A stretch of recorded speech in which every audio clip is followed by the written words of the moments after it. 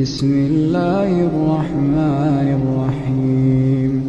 الله الذي خلق السماوات والأرض وما بينهما في 6 أيام ثم استوى على العرش.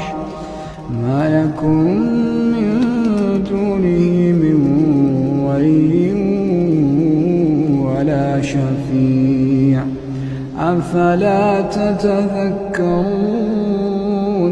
يدبر الأمر من السماء إلى الأرض ثم يعرج إليه في يوم كان مقداره 1000 سنة مما تعدون.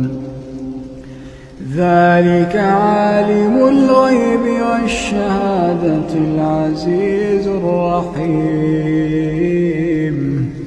الذي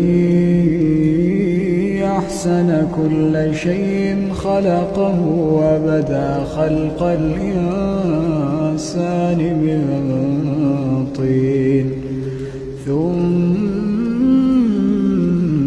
جعل نسله من سلالة من ماء مهين ثم سواه ونفخ فيه من روحه وجعل لكم السمع والأبصار والأفئدة قليلا